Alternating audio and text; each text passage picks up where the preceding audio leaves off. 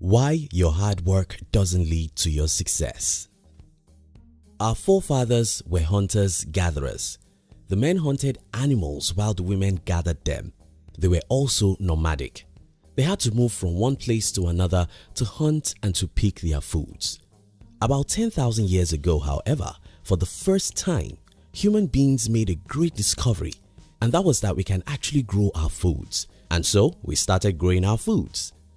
Prior to this era, our fathers had to be extremely strong physically because they woke up every day to fight with animals, many of which were wild animals. They also had to protect their family from the predators, so physical strength was the number one thing that mattered.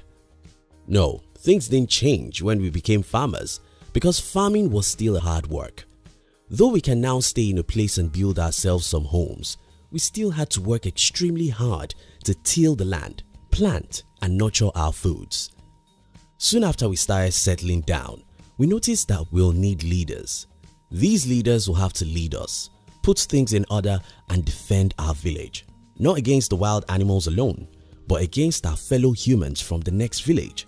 So these kings have to be strong. They had to be warriors. Again, the physical strengths were the only thing that mattered. Because we didn't sleep, we started inventing tools to make our works easier. We invented cutlasses and hoes to farm and arrows and swords to fight. Now we have technologies to make our works easier. But don't be deceived, it was still not as easy as you would imagine today. So physical strength was still the most needed skill. About 200 to 250 years ago, however, we discovered even more advanced technologies we could use to farm. Now we have tractors and other technologies that could allow a few of us to produce the food for thousands of people. We call this the agricultural revolution, and it should make us work less.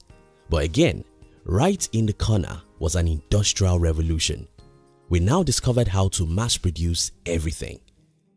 The smart guys among us created the industries, and every one of us had to work there.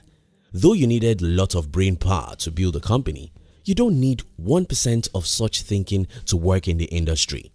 Just show up and be part of the machines. Again, it's about physical strength. It was around this time that we figured out that we must make public education compulsory, not really because we cared about giving education to people, but because we wished to train them to be machines, to work for our industries. We wanted them to work in our industries, and because the industrialists were rich and powerful, they influenced how the school was structured and what you can learn there. You really won't learn anything except how to obey orders. Some experts agree that the mid-80s was the end of the industrial age. And what does that mean? Well, that we are no longer in the agrarian age means that we no longer need your physical strength to farm. That we are no longer in industrial age means that we will no longer reward you for your ability to work 14 hours a day in physical labor. What is the implication of this? Very simple.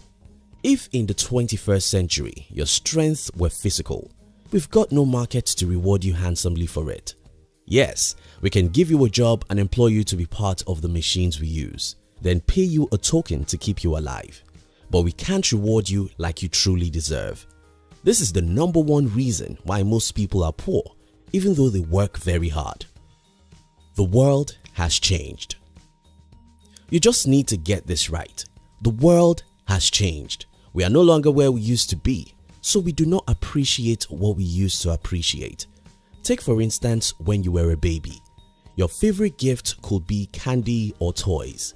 Today, if I give you these two things, would you appreciate it? Probably no. But why? Because you've moved on and you can only appreciate something else now. So it is when you're trying to offer the old service to the new world. You get it? That's what school taught you to do. That's what the society taught you to do. Go to school, study hard to get good grades and get a job. What the new century wants. Now, the markets no longer appreciate the strong bones. What the market is willing to pay for now is the strong brain. Stop being physically hardworking. Start being mentally hardworking. Here are some real-life examples. How much physical work do you think it took to build PayPal? maybe some hard work at the beginning, but that company was sold for $1.5 billion after 3 years and about 6 months the company started. Can you work hard enough to make $1.5 billion in 4 years?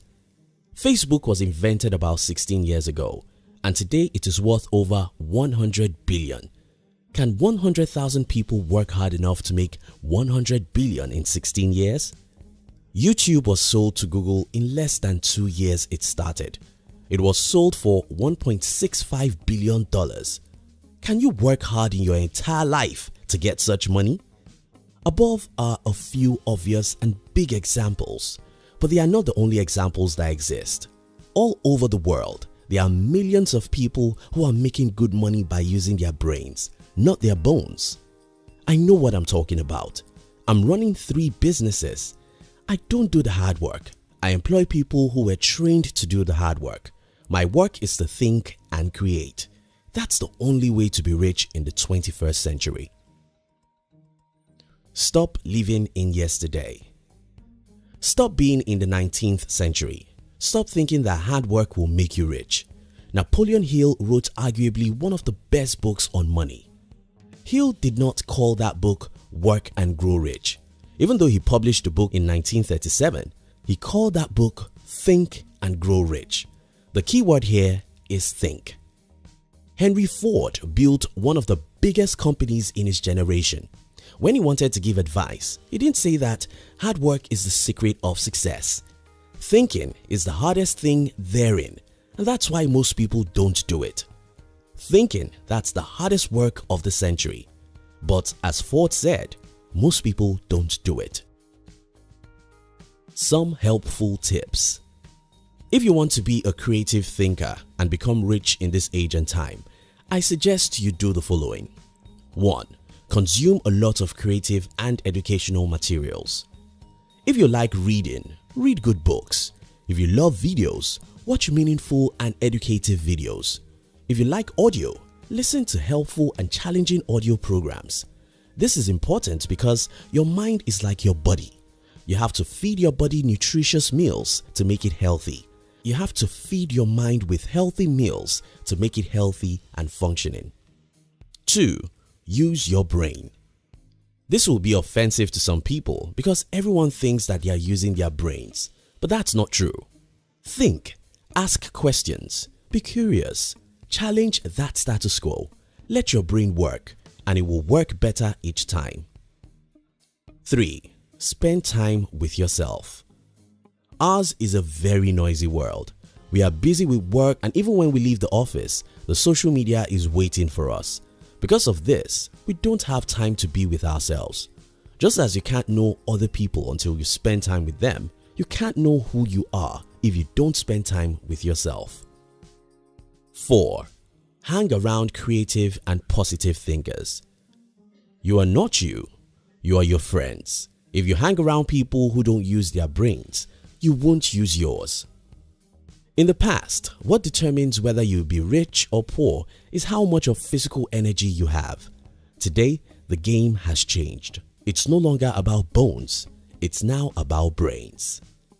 Thank you very much for watching our videos. We'd like to give you another interesting video for you to enjoy next. But before then, our team will be very happy if you can like this video and share it with your friends on social media.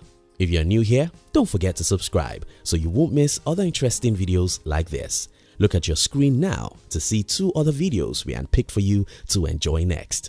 We love you.